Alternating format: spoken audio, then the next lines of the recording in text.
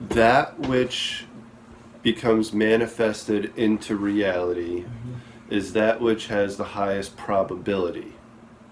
So what determines the probability of what becomes manifested into reality, right? How the future creates itself.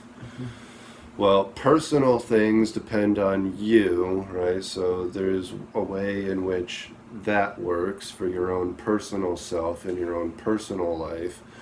But then there's also society as a whole, right? And, basically, government aside, what literally ends up becoming a reality for a society as a whole is essentially what has the highest probability across the entire, species of humanity, across the entire collective consciousness. So what determines that probability is how many people believe the same thing and how many people desire the same thing.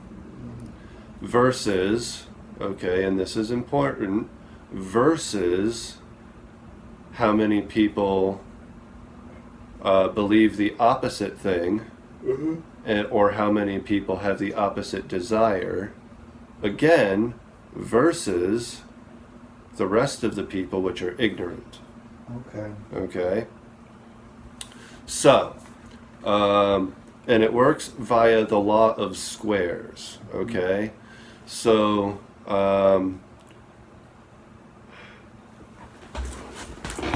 first of all, the law of squares works in so much where that, like, every additional unit after the second unit exponentially increases the first two units. So, for example, the third unit makes it 2 squared.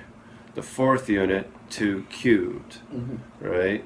The fifth unit, 2 to the fourth power. The sixth unit, 2 to the fifth power, etc., etc., etc.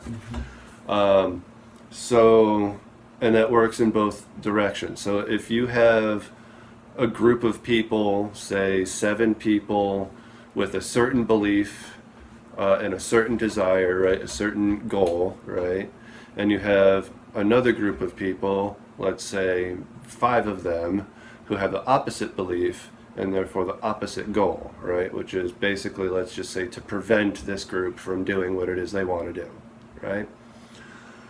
So what you have here is 7 equals 2 to the 6th power. Calculator. Okay, so 2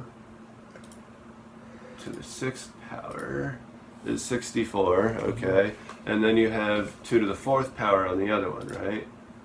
2 to the 4th power is only 16, right? You see how there's a vast difference between the two? The group with 5 people has a potential of 16 units. Oh, damn. The group with 7 people has a potential of 64 units, right? They only have 2 more members, but they have 48 more potential units, or more units of potential energy, right? Because this is an energetic relationship, right? Not a physical relationship. So the law of squares in any closed system, that, and any closed system must be in harmony. If it's not in harmony, then it destroys itself, right? So any closed system that is in harmony with itself, right, within itself, creates a profit of energy based on this law of squares, based on the number of units within that, let's call it nucleus, right? Because that's essentially what a closed system is. It's a nucleus. So the group of 7 people is a nucleus of 7, but which creates a potential energy quotient of 64 units. The group of 5 people only creates a potential energy of 16 units, right? Big difference, right? And this is, what determines the potential of what becomes reality, right? And So on a global scale, right, basically not everybody necessarily has to agree and believe that, a pine tree is a pine tree and a maple tree is a maple tree and a fern is a fern and a hay is a hay and et cetera, right? Not everybody has to agree on these things, believe it or not, right? Because it doesn't matter what any individual believes, it matters what the entire collective believes in this case, right? So as long as the overwhelming majority of people or enough people believe one thing versus the opposite versus the ignorance of the rest, you have enough probability for it to maintain coherence as that thing, right? The pine tree, the maple tree, the whatever, the Empire State Building, the moon, the sun, right? But of course, all these things aren't necessarily dependent upon just us either, right? Not just the collective consciousness of humanity. Because every tree has a mind of its own, the planet has a mind of its own, the sun has a mind of its own, so all of these things, are part of this vote on what becomes reality as well. But then there's other things in human society, especially when it comes to our government and the way things work in our government, okay?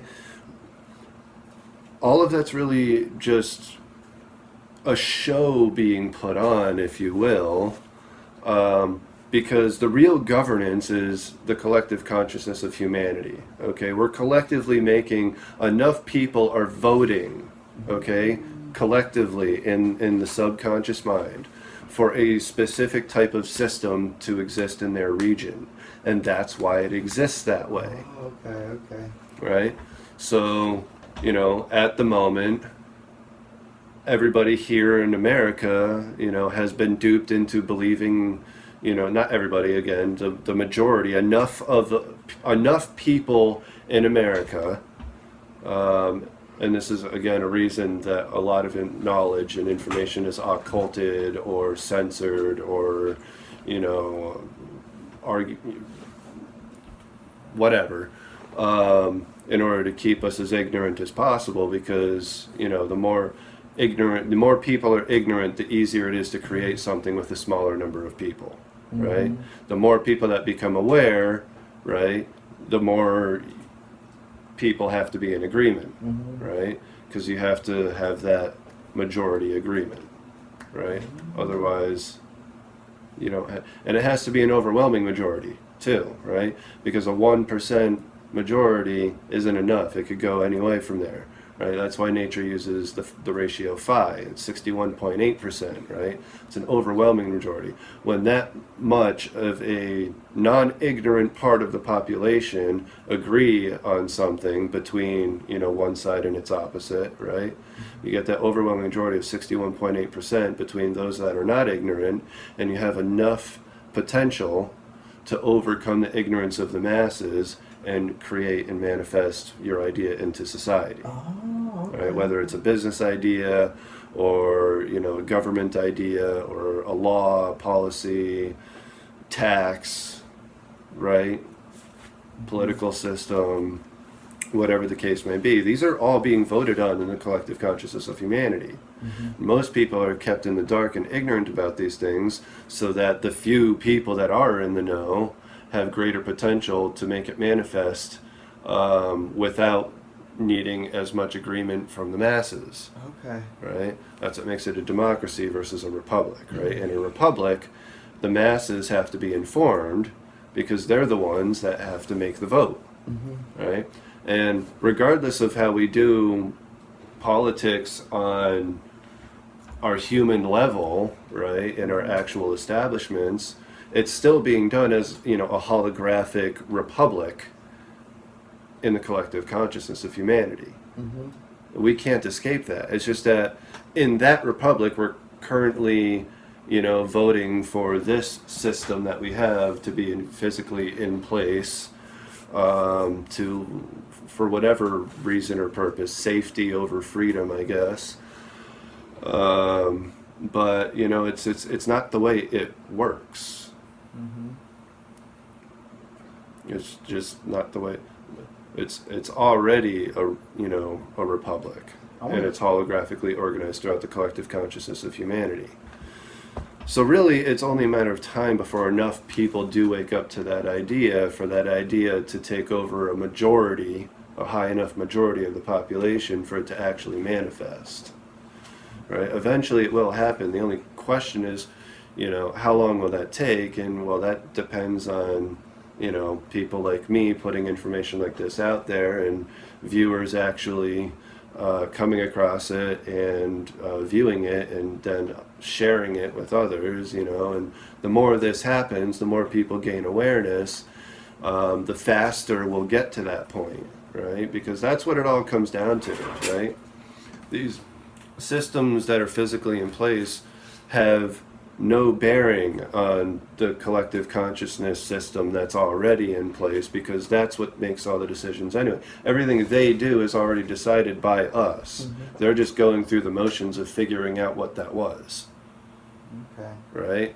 Well, actually, they're going through the process of pre-programming us to want a certain thing so that they can just go ahead with their agenda, right? Mm-hmm. That's actually what they're really doing, right? They make people believe certain things in order to control the agenda of what becomes manifested. Mm-hmm. That's why religions were invented. That's why the mass media was invented, right? It was all to control the beliefs of the population in order to control what ends up being created and how it all ends up unfolding, right? Keep them under control, that a hierarchy exists in the spiritual realm and a hierarchy exists in nature, therefore a hierarchy must exist in our society, and you keep everyone enslaved to a system of hierarchy, mm-hmm. where they must answer to authority and they must fear authority. Yeah, right. But, once enough people wake out of that dream or nightmare to the reality that everything is actually a holographic republic in the collective consciousness, and once that vote takes place, reality has to change in order to meet that, because that's the new highest potential, mm-hmm. right? That's the new highest potential energy, so that has to manifest. It's natural law, right? And Napoleon Hill calls this the mastermind principle when it's used to start a business, like between the group of people that starts the business or the enterprise, the board of directors, right? So on this scale, I call it the holographic mastermind, right? And it's in place already, right? What I define as the meritocracy is just, a physical visualization of what's already happening in the collective consciousness. Mm-hmm. That's it. That's all it is. Mm. So, help me get this content out there. Let's help spread awareness of what the real reality is and should be and could be, if that wouldn't be too much to ask. Thank you.